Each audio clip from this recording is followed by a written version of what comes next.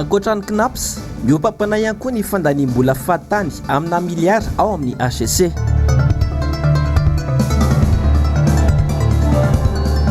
Fampiasam-bola tsy mazava nandritra ny Covid-19 aiza zao tohiny. Vatsim-pianarana karaha mampiasa tsy voaloha sy ny maro hafa izay tsy migrevy ihany no tsy mahazo hoy ireo mpianatra. Ankafalinina sy ampitiavana indray tompoko lasy sy tompoko vavy ny tsotiako ny tokantranao no sady hiara-bakanao amin'ity ariva ity tonga sondrenao atao anatin'ny fampahalalam-baovao ny fahitalavitry ny MBS koa dia manasanao ampanajana sy ampitiavana tenako anaraka ny vaovao hatramin'ny farany.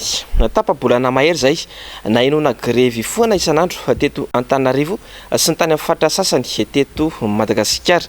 Atao anatin'izay tapa-bolana izay hatrany isan'andro nisy grevy foana ary isan'andro ihany koa dia inona grevy ny teny Akatso. Androany dia ny mpianatry ny ENS ampefolo indray noho ny grevy ny taky ny vatsim-pianarana 5 volana tsy mbola voalohan'ny fanjakana Andry Rajoelina mandrakity ny androany Ando Miaratina Mateo Prince.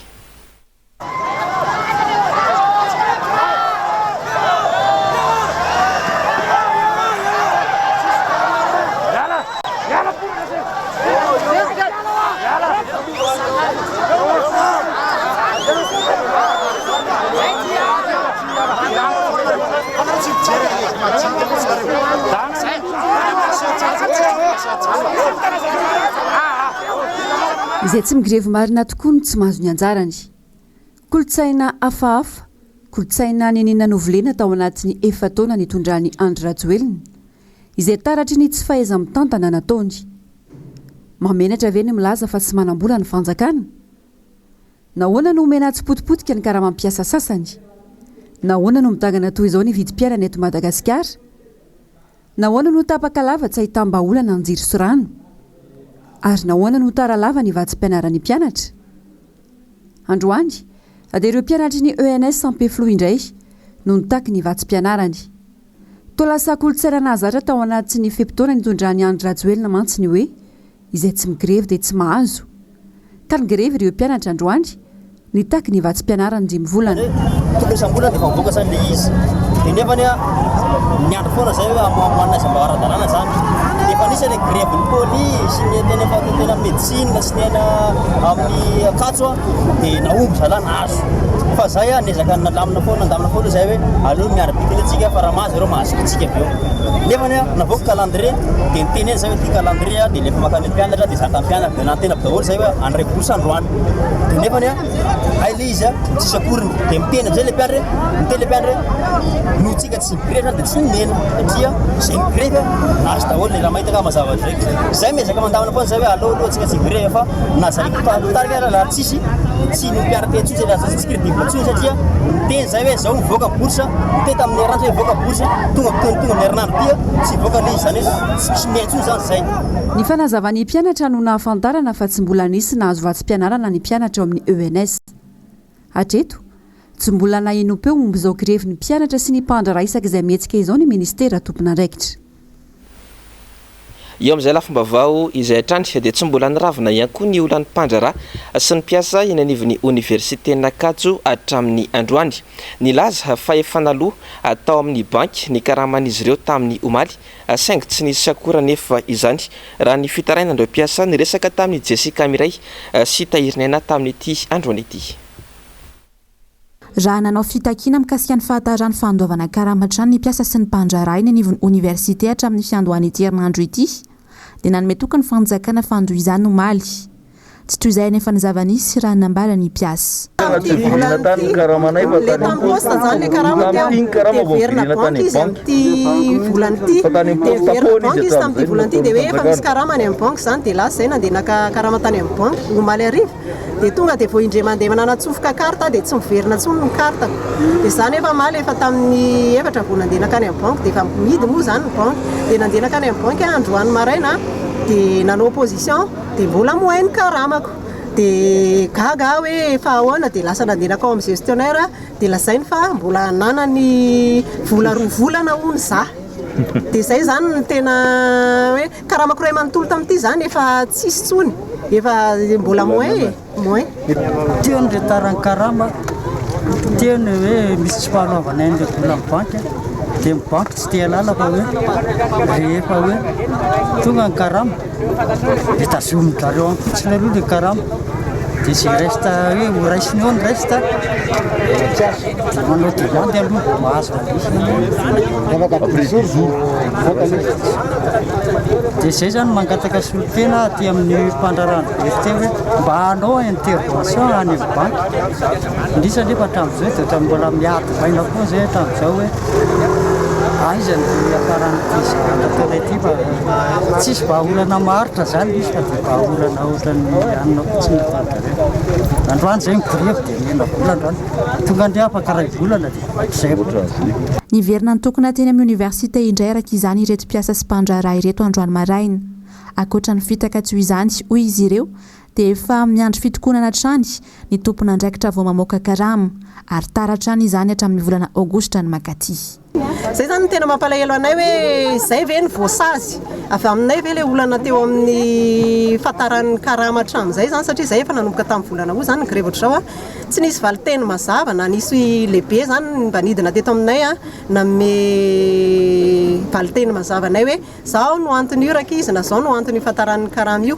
ka ny tena mampalahelo anay dia voasazy zay zany no mizaka ny tseran'ny aina zay nefa ny ekolazy ny frais andehanana iasa ny hofatrano raha marary zahay dia inona zany no analanay an'ity volan'ity dia zay ny tena mampalahelo anay hoe mahatonga an'ilay grevinay zay nefa nytohatry ny hoe tsy haiko hoe amin'ny tany tsisy Andriamanitra ve zay sa ahoana fa tsisy mijery mihitsy zay ary tsisy mama zany ny olananay dia zay le mahatonga an'ilay grevinay nilazany tsy hampiato ny fitokonana ireto mpiasa ireto raha tsy mivaly ny fitakiana mikasika ity resaka karama ity Vaovao avy any Ambatondrazaka dia nitokona nanomboka androany ihany koa ny mpiasa eo anivon'ny commune Ambatondrazaka noho ny tsy mbola nandraisan'izy ireo karama fito volana be izao.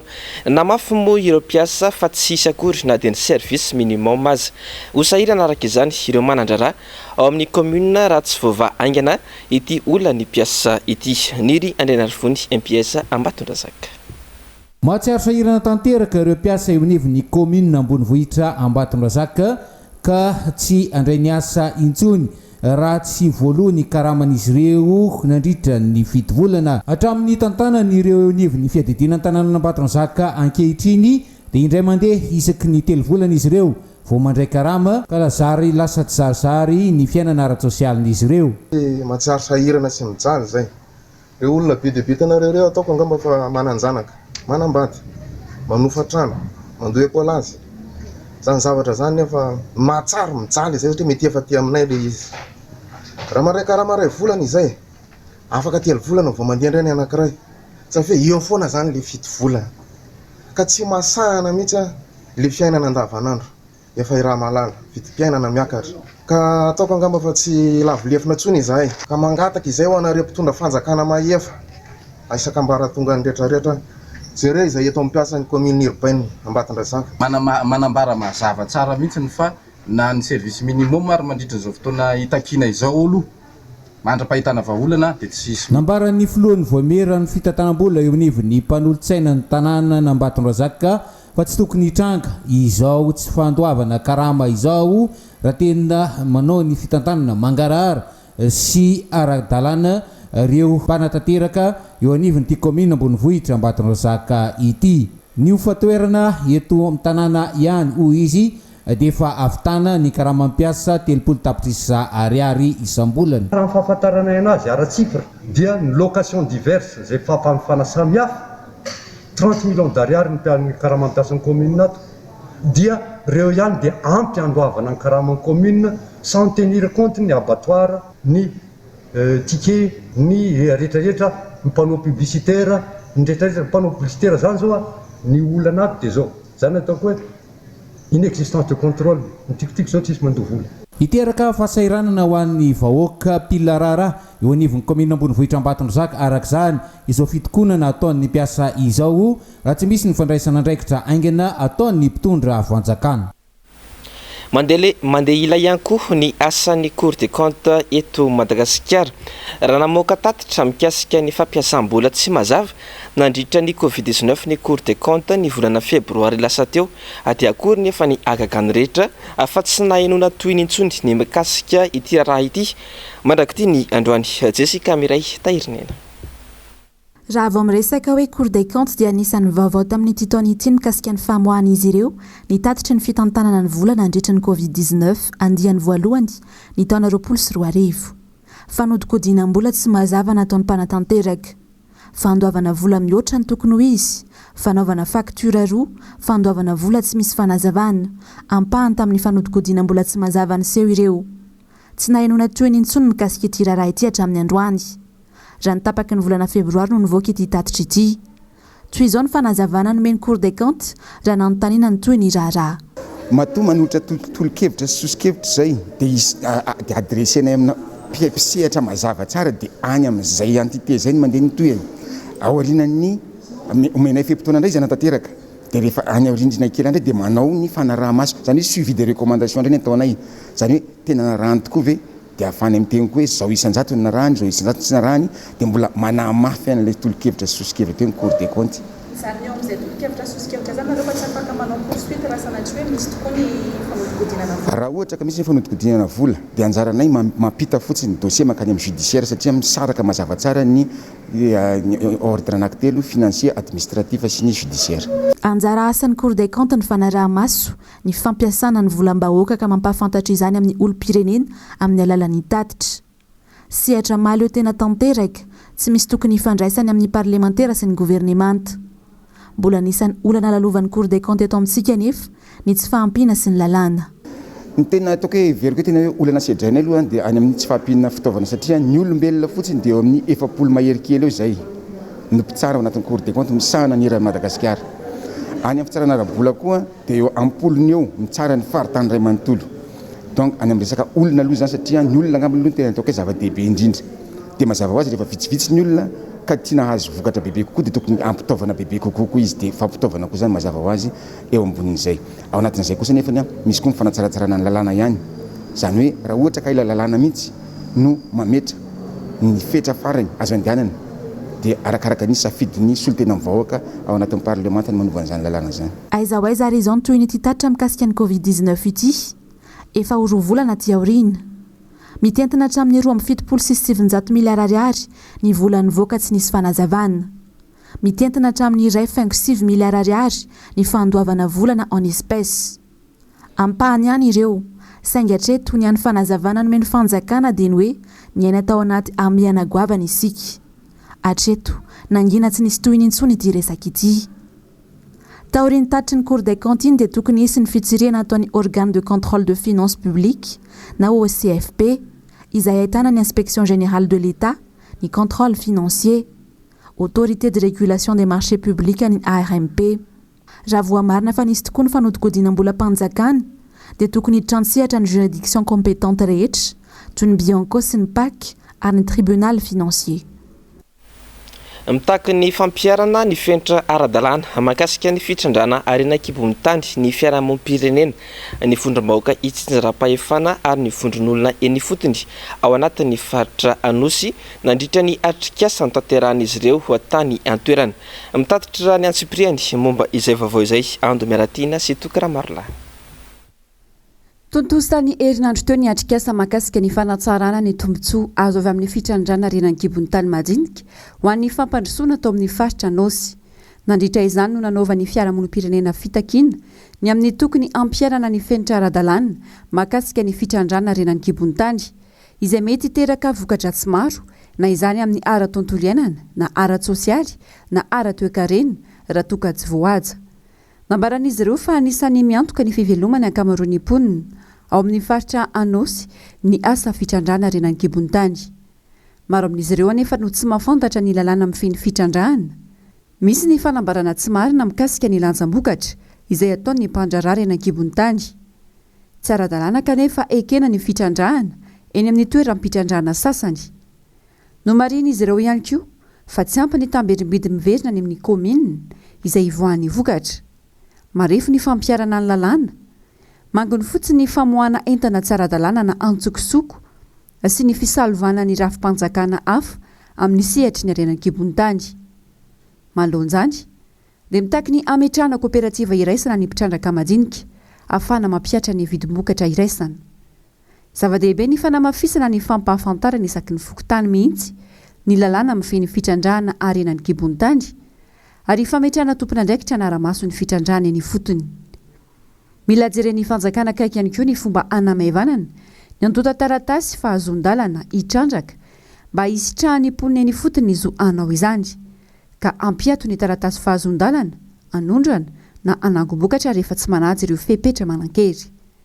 Ambony izany rehetra izany ny ampiarana sy azy amin'ireo tsy manara-dalàna sy ireo mampiasa zaza tsy ampy-taona eny amin'ny toeram-pitrandrahana.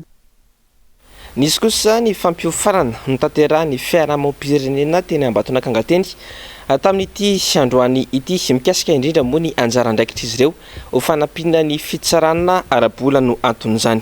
Jessica Miray sy Tahirnena. Mbola lavitra ny ezaka ho an'i Madagasikara mikasika ny fangaharaharaany eo amin'ny fitantanam-bola mpanjakana. Raha ny naoty azontsika ny taona 2024 nandritra ny fanadihadiana eo amin'ny teti-bola mpanjakana na OBS Open Budget Survey dia 70% ny naoty ny Madagasikara.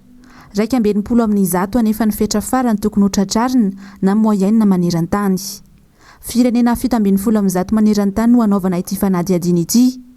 Mbola maro ny mila tsaraina ho ny fiarahamon'ny pirenena. Fa ny zavatra hita zany dia betsaka ireo ataontsika hoe dingana sy ireo ezaka tokony mbola apetraka eto amin'ny firenentsika raha tsy laza fotsiny ohatra hoe rehefa ao anatin'ny teti-bola dia misy ny fenitra iraisam-pirenena izay tokony ho arahana amin'ny famoahana andreo atotanisa sy ireo atotan-kevitra maro dia ny naoty mifanaraka amin'izay dia ahafahantsika hoe mahita fa mbola misy tena maro ireo ezaka izay takiana sy anaovana tsisika amin'ireo mpitondra fanjakana.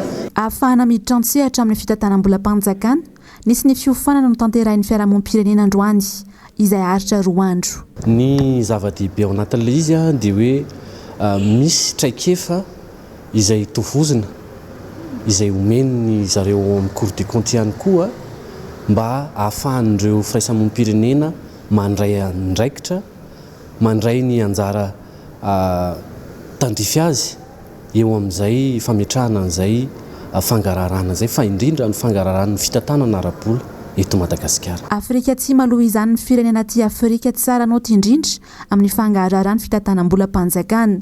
Manana naoty 720 amin'ny 100. Manaraka azy eo kosa i Kenya manana naoty 50 amin'ny 100. Nanolotra vola fanampiana mitetina $5 fanampiny ho an'ireo mponina any amin'ireo faritra atsimon'ny Madagasikara nitondra faisana vokatry ny fandalovandrivo-doza teto amintsika ny gouvernemanta amerikana. Fanampiana ara-tsakafo, trano, ara-pahasalamana ary ara-pidiovana no entina ampiasana ity vola ity. Fanadihadiana nataony Ando Miaratiana sy Tokaramarla. Maro amin'ireo mponina any amin'ny faritra atsinanana sy atsimon'ny Madagasikara iny amin'izao fotoana izao no tsy mbola tafarina vokatry ny fandalovany rivo-doza farany teo. Saika mbola miatrika fianan-tsaratra ny ankamaroan'ny olona. Antony lehibe nanoanany gouvernemanta amerikanina azy ireo ahafahany miatrika indray ny fiainany. Vola fanampiny mitentina $5 ity natolotra ity anampiana ny ara-tsakafo, ara-pahasalamana sy ara-pidiovana. Traboina manodidina ny 4,4 ao amin'ny faritra Vadovavy, Fitovinany ary Atsimo Atsinanana no isitraka fanampiana vary milanja 200 taonina, voamaina ary menaka izay ampiasaina ny ampahany betsaka amin'ny famatsim-bola izay mitentina $3 mandritra ny 3 volana. Tokantrano 307 alina hafa izay ahitana olona manodidina ny 407 alina ihany koa no azo fanampiana ara-bola mandritra io fepitaona io. Ankoatra izay, isy ny famatsim-bola mitentina $7 ampiasain'ny UNICEF amin'ny fanomezana rano fisotro madio sy fitaovana fidiovana ho an'ny olona misy 2 alina ao Nosy-Varika, Mananjary ary Vohipeno. Olona 5,000 ahitana ankizy 500 no azo fanohanana ara-tsaina ho fiatrehana ny fikorontanana teraky ny fifindramona. Hatreto, isan'ireo firenena manome fanampiana betsaka ny firenena malagasy ny gouvernemanta amerikanina. Nahitana taratra izany ny fanampiana ara-tsakafo ny fiatriana ny tsy fanjary-tsakafo any amin'ny faritra atsimon'ny Madagasikara izay tratry ny aitany ny fanomezana vaksiny maimaim-pona an-tapitrisany ary ireo fanohanana maro samihafa ho an'ny fiadiana amin'ny valanaretina COVID-19 teto amin'ny firenena.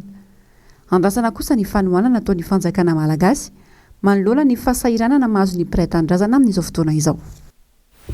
Tsy misy fikotsakojana antsony ny lalana mampitohy any Mahajanga sy Antsohy mandrakitiny androany miteraka fatiantoka goavana ho an'ireo mpamily nefa izany efa vitsy ny mpandeha tsy lazaina intsony ankony tsy fandrimpahalemana eny an-dalana araka ny fanadihadiana sy ny tato-baovao nataony samamonjy MBS Mahajanga. Sarotra ny nona fa vitan'ny fanjakana malagasy amin'izao fotoana izao ny lalana makany Adego izay maika ento Mahajanga. Sarotra lalana makany Antsohy ihany koa amin'izao fotoana izao. Sy ny olona mandeha ihany ankehitriny vokatra ny tsy fisinim-bola ny olona tsirairay avy ary indrindra moa fa vokatry ny tsy fisian'ny lalana ihany koa. Tsy dia misy olo mandeha amin'izao dia misy raha mandeha marandray raha tsy feno dia ajanona ampanampiana le mandeha hariva. Le olona mihitsy tsy isy satria olona zao mbola variana amin'ny tanimbary le amin'ny tanimbary le vola koa ma tsy isy. Donc ohatra hoe sanatria misy fahoriana iny donc ahitana le olo maromaro niany zao nisy marobe teny de port berger amonjy fahoriana. 2000 ariary no sarandalana ndaleto Mahajanga makany Antsohy.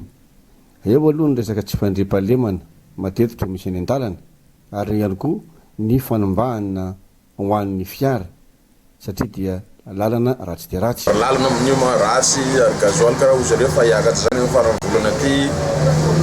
Tsy hay mihitsy zany na hoe mbola ho ampiakarindreo koa le frena manao ahoana. Manantena ny filoha marika Ravalo manana iverina eo amin'ny toerana izy ireo mba anamboatra indray ity lalam-pirenena fahenina izay mampitohy an'ny Mahajanga makany Dego sy mandalo ny Antsohy ity.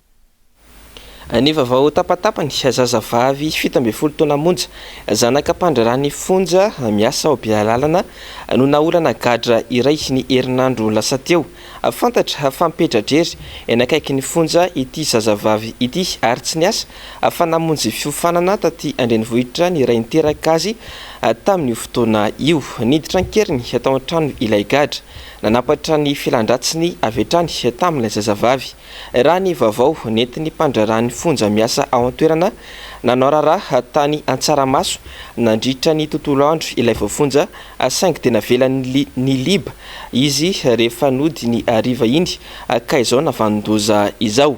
Ny fandimbo ny antso ilay mpandrarany fonja nitondra ity vaofonja ity ny lehibeny ataon'izay saingy tsy nandray antso ity farany.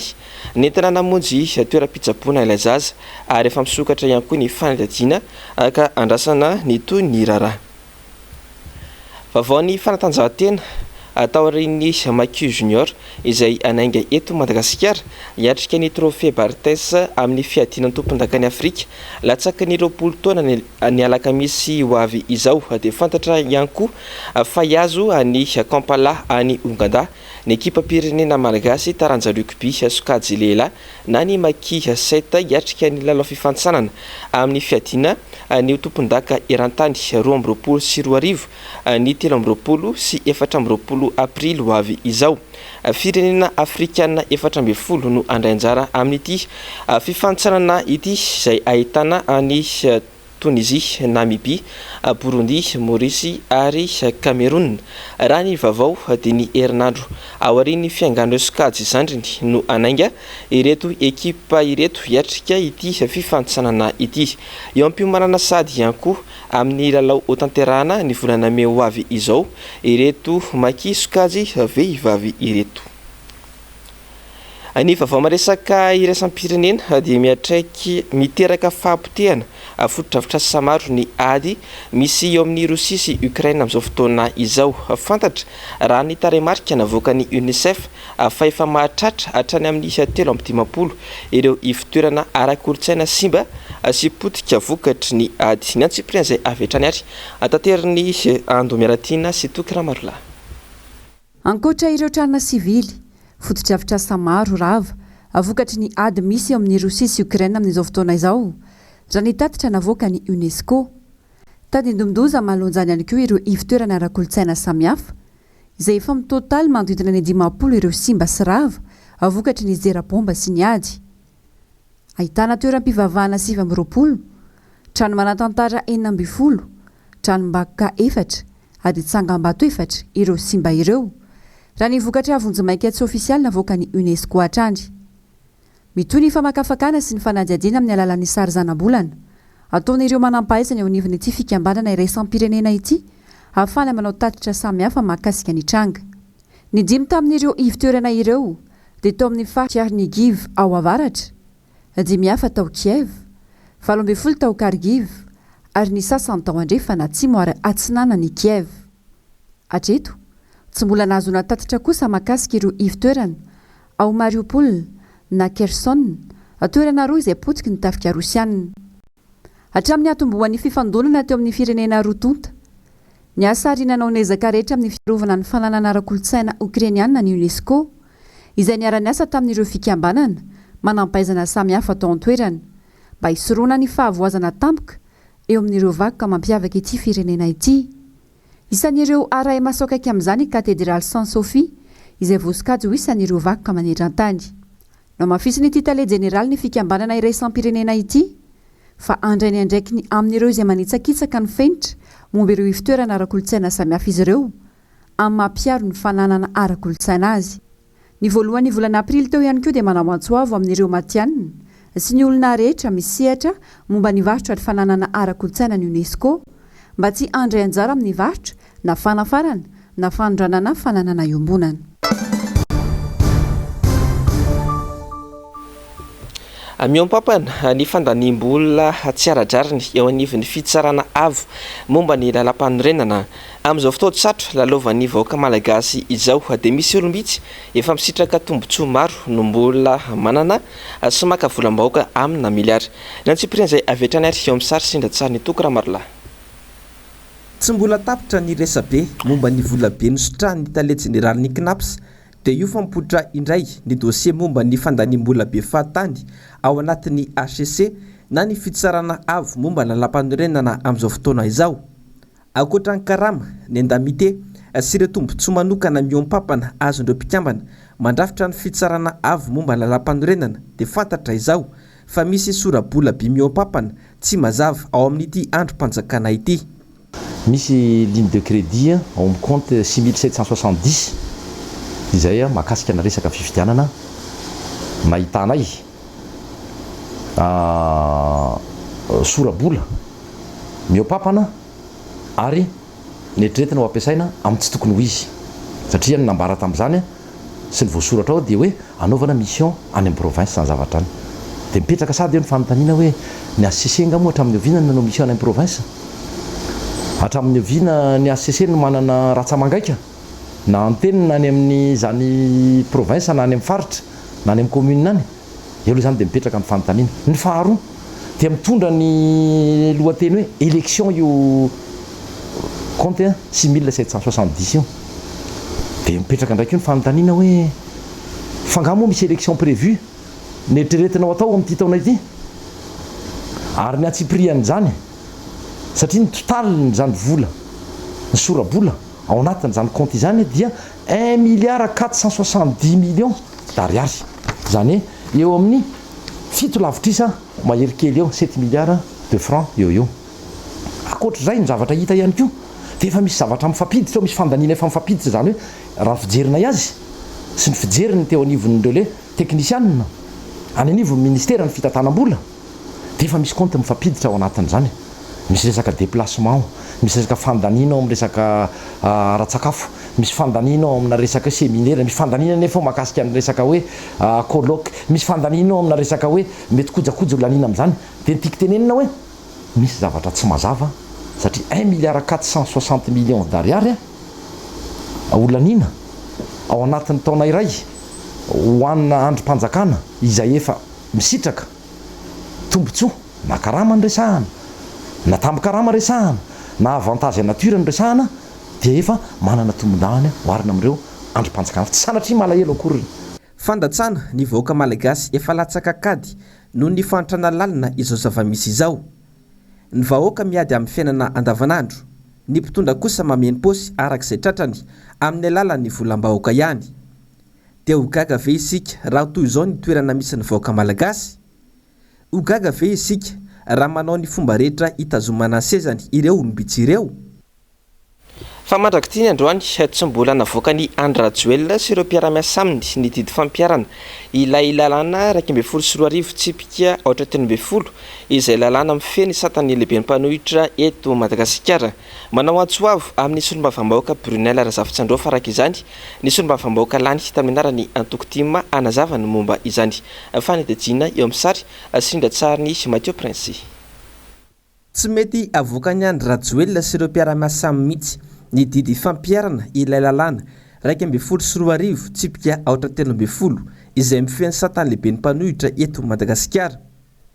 Araka ny lalam-panorenana eo amin'ny andiny 4.10 izay milaza fa ao aorian'ny fifidianana solombavambahoaka ny vondrona politika mpanohitra dia manendry ny lehibe ny mpanohitra. Raha tsy misy ny fifanarahana dia ny lehibe ny vondrona politika mpanohitra izay nahazo vato manan-kery be indrindra tamin'ny latsabato no everina ho lehibe ny mpanohitra. Mazava zany fa ny filoha Marc Ravalomanana no mipetraka ho lehibe ny mpanohitra eto Madagasikara. Ny mahagaga nefa dia nivoain'ny mpitondra arak'izay tiany tamin'ny alalan'ny solombavambahoaka Brunel Razafintsandraofa io lalàna efa lany tena nivony anteny merarotonta io. Todika amin'Andriamatoa solombavambahoaka honorable Brunel ny tenanay indrindra ny avateny ivony fanoherana sy ny tiako Madagasikara manao hoe aiza moa efa tsy nampiarina ny 2011-03 satria tsy namoahana décret d'application ilay atao hoe didy fampiarana. Fantatra dia iny ihany ny anay satria ny fantatra efa filohan'ny mpanohatra ary araka ny voasoratra na ny lalàna na ny zava-nisy sy ny voka-pifidianana nisy teto amin'ny firenena dia tonga faharoa ny filoha Ravalomanana sy ny atokony tarihany tiako Madagasikara tamin'ny alalan'ny fifidianana filoham-pirenena dia tonga faharoa tamin'ny fifidianana solombavambahoaka dia tonga faharoa torak'izany ihany koa. Dia zany izy no tandrify ny toeran'izany chef de l'opposition officiel zany novana relo izy dia io nitidiako aminao Andriamatoa solombavambahoaka Brunel hoe aiza ary le lalàna na sy nanovana sy nanitsina izany lalàna 2011-03 tolo-dalàna Brunel mitondra ny anaranao zany ny honorable satria hatramin'izao tsika miteny zao dia mbola tsy misy ny décret d'application an'izany na efa mipromulguena rehefa lany teny anivon'ny Sénat na somary miantony zany tamin'iny taona 2014 dia lanin'ny Sénat izay ianareo ny mandrafitra an'izany Sénat ray manontolo zany amin'izao tsika miteny zao aiza ary zany zay le endriky tsy mifanaran-dalàna mbola mitranga sy fomba fiasa eto amin'ity firenena ity dia mitodika aminao izay mba hitondray fanazavana ianao marina ve na mola volana io Andriamatoa solombavambahoaka tena hevitra avy any aminao ve zavatra io ary maninona ianao tsy miteny raha ohatra ka hatramin'izao tsika miteny zao mbola tsy misy zany le atao hoe didy fampiarana an'izany lalàna ny laninareo fandrony zany mafisiko ny teniteny fantatra ny anay dia ny 2011-03 zany ary Andriamatoa filoha Marc Ravalomanana ny chef de l'opposition officiel aminay fanaizanana zany manitidika anay io zavatra io apprécier raha pahirezinao sa hiteny toy zany satria fantatra fa mitombotsom-bahoaka ary ny tombontsoa ny vahoaka ny fidy anao tany Kongo no arovanao matoena nanao ireny fanehoan-kevitra ireny. Fantatra ihany koa araka ny fanazavany ity solombavambahoaka ity hatrany izy sady filohan'ny vondron'ny parlementaire tim fa mbola manan-kery ny fitakiana ilay fitsipaham-pitokisana no takiny ny solombavambahoaka lany tamin'ny anarany Antokotima. Efa misy ireo solombavambahoaka IRD no resy lahatra amin'izay fitsipaham-pitokisana izay ka ho fantatra amin'ny fivoriana ara-potoana ny antenimerany momba izay. Maneho ny tsy mifaiza mitantany tanteraka ny fitondrana misy amin'izao fotoana izao manona indrindra ny tokony andraisana fanapahan-kevitra isan'izany ny famerana ny vidim-piainana izay manome vahana ny mpandraraha fahita taratra ihany koa izany eo amin'ny fifantsiana ataon'ireo mpiaradia amin'ny mpitondra fanjakana amin'izao fotoana izao. Avitra Sondabe Andry Rakotomalala. Nitondra fanazavana ny amin'ny resaka famerina ny vidin'entana izay tapaka nandritra ny fifampidiniana ny arahana tamin'ny minisitra ny mpamakafaka politika. Nasinitsindro manokana ny mikasika ny prix plancher sy ny prix plafond izay hanomezana ny fanjakana vahana ireo mpandrara-panafandretana fa tsy misy fitsinjovana velively ny vahoaka mpanjifa. Za plafond mana prix zany dia à l'avantage ny importateur ane zany fa tsy ny consommateur.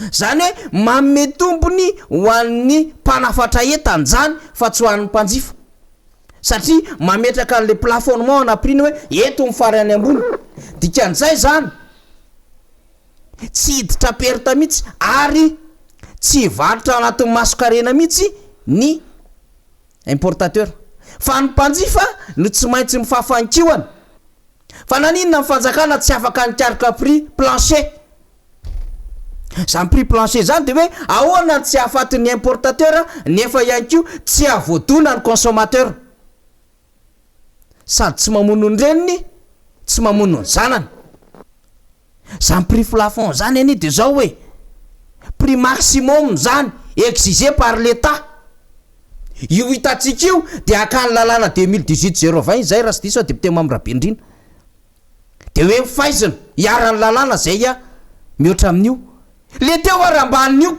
ianao indray mampiakatra ambonin'io no amafisin'ny solombavambahoaka ihany koa ny firasakinan'ireo parlementaire na izany avy amin'ny fitondrana na izany avy amin'ny mpanohitra ny amin'ny fahatsapana ny tsy fahaiza mitantana ataon'ny fitondrana amin'izao izay no izingizin'ny solombavambahoaka Brunel fa tsy misy fandraisana andraikitra ataon'ny prime ministre mihitsy manoloana ny kolokolo misy eto amin'ny firenena ka antony nahatonga ny fametran'ireo parlementaire timma ny motion de censure tsy vitsy ireo solombavambahoaka ho nivon'ny anteny miera-pirenena zay efa fantatray tsara fa miombokevitra aminay solombavambahoaka nanao an'ilay fanambarana miantso ho amin'ny fitsipaham-pitokisana ny lehiben'ny gouvernement teny mitovy hevitra aminay solombavambahoaka ao anatin'ilay endrika maro anisa ezahana tazonina eo amin'ny anteny miera-pirenena inony teny amin'ny lafiny anankiray ny fomba fandraisan'ny sasany azy